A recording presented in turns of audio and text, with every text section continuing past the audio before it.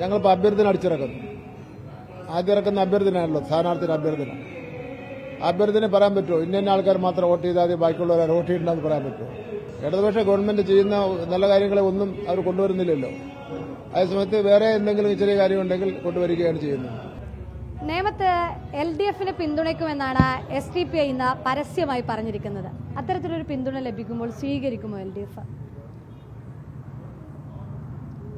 ജനാധിപത്യ സംവിധാനത്തിൽ തെരഞ്ഞെടുപ്പ് നടക്കുന്ന അവസരത്തിൽ സ്ഥാനാർത്ഥികളായി മത്സരിക്കുന്നവർ ജനങ്ങളോട് വോട്ട് ചോദിക്കാറുണ്ട്. ആ വോട്ട് ചോദിക്കുന്ന അവസരത്തിൽ ഇന്ന വോട്ട് ഞാൻ സ്വീകരിക്കില്ലെന്ന് സാധാരണ പറയാറില്ല. നമ്മുടെ ഭരണഘടനയിൽ തന്നെ ജനപ്രാതിനിധ്യം അനുസരിച്ചുള്ള തെരഞ്ഞെടുപ്പിനെ സംബന്ധിച്ചിടത്തോളം പറയുമ്പോൾ എല്ലാവർക്കും അവർക്ക് ഇഷ്ടമുള്ള സ്ഥാനാർത്ഥിക്ക് വോട്ട് ചെയ്യാനുള്ള അധികാരാവകാശങ്ങൾ നൽകിയിട്ടുണ്ട്. ഞാൻ മത്സരിക്കുന്ന ഇടതുപക്ഷ ജനാധിപത്യ മുന്നണിയുടെ സ്ഥാനാർത്ഥിയായിട്ടാണ്. ആ സ്ഥാനാർത്ഥിക്ക് ഒരു രാഷ്ട്രീയത്തിൽ ഒരു നയമുണ്ട്, കേന്ദ്ര ഗവൺമെന്റിന്റെ കാര്യത്തിൽ ഒരു നയമുണ്ട്, വർഗീയതയെ സംബന്ധിച്ചിടത്തോളം ഒരു നയമുണ്ട്. ആ നയത്തിൽ നിന്നുകൊണ്ടാണ് മത്സരിക്കുന്നത്. പൊതുവിൽ വർഗീയ കക്ഷികൾ, ഞങ്ങൾ BJP കാണുന്ന ഒരു വർഗീയ കക്ഷിയായിട്ടാണ്. വർഗീയ കക്ഷികൾ അധികാരത്തിൽ നിന്ന് മാറ്റുക എന്നുള്ളത് ഞങ്ങളുടെ നയത്തിന്റെ ഭാഗമായിട്ടുള്ളതാണ്.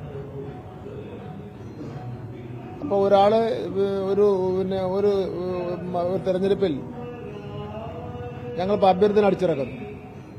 ആദ്യം ഇറക്കുന്ന അഭ്യർത്ഥനയാണല്ലോ, സ്ഥാനാർത്ഥിയുടെ അഭ്യർത്ഥന. അഭ്യർത്ഥന പറയാൻ പറ്റുമോ? ഇന്ന ആൾക്കാർ മാത്രം വോട്ട് ചെയ്താൽ മതി, ബാക്കിയുള്ളവർ വോട്ട് ചെയ്യണ്ടെന്ന് പറയാൻ പറ്റുമോ? അത് വോട്ടർമാരാണ് തീരുമാനിക്കുന്നത്, വോട്ട് ചെയ്യണോ വേണ്ടോ എന്നുള്ളവരെ സംബന്ധിച്ച്. അത് ചർച്ചയുടെ കാര്യമൊന്നുമില്ല. ഒരു വശത്തിപ്പോ നമ്മൾ തുടക്കം മുതൽ പറഞ്ഞിരുന്നത് UDF ജമാഅത്തെ ബന്ധമായിരുന്നു LDF പ്രധാനമായി ഉന്നയിച്ചത്. അതേസമയം തന്നെ UDF അവിടെ നിന്ന് പറയുന്നത് LDF SDPI, അതായത് ഒരു CPM SDPI ബാന്ധവം ഒരു വശത്തുണ്ട് എന്നുള്ളതാണ്. അപ്പോൾ സ്വീകരിക്കും അല്ലെങ്കിൽ പൊതുവെ പിന്തുണ നൽകുമെന്ന് പറയുമ്പോൾ അതിനെ ശരിവെക്കുന്ന ഒരു കാര്യം കൂടി ഉണ്ടാവില്ല ഒരു വശത്ത്. അതൊരു തെരഞ്ഞെടുപ്പിനെ സംബന്ധിച്ചിടത്തോളം പിന്നെ അതൊന്നും അല്ലല്ലോ പ്രധാനമായിട്ടുള്ള ചർച്ച ചെയ്യേണ്ടത്. തെരഞ്ഞെടുപ്പിൽ മാധ്യമങ്ങൾ ചർച്ച ചെയ്യേണ്ടത് എന്തെല്ലാം രാഷ്ട്രീയ പ്രശ്നങ്ങൾ നടക്കുന്നു. ഒരു പൊതുവിൽ വികസന പ്രശ്നമാണ്. വികസന പ്രശ്നങ്ങളെ ചർച്ച ചെയ്യുന്നതിന് വേണ്ടി അവസരം കൊടുക്കാതെ മറ്റു ചില കാര്യങ്ങൾ കൊണ്ടുവരികയാണ്.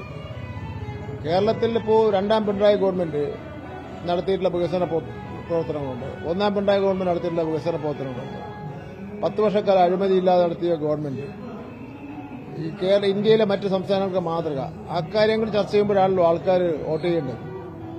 അതിനെ മറച്ചുവെക്കുന്നതിന് വേണ്ടി മുഖ്യമന്ത്രിയുടെ ചില പദപ്രയോഗങ്ങൾ, മുഖ്യമന്ത്രിയുടെ പ്രസംഗം, പിന്നെ ഇടതുപക്ഷ ജനാധിപത്യ മുന്നണി ജയിക്കുന്ന ഒരു അന്തരീക്ഷം ഉണ്ടായാൽ അതിനെ ഇല്ലാതാക്കൽ, അതെല്ലാം ഒരു കൂട്ടം മാധ്യമപ്രവർത്തകർ നടത്തുന്ന ഒരു ഗൂഢാലോചന ഇതിന്റെ പിറകെ ഉണ്ട്.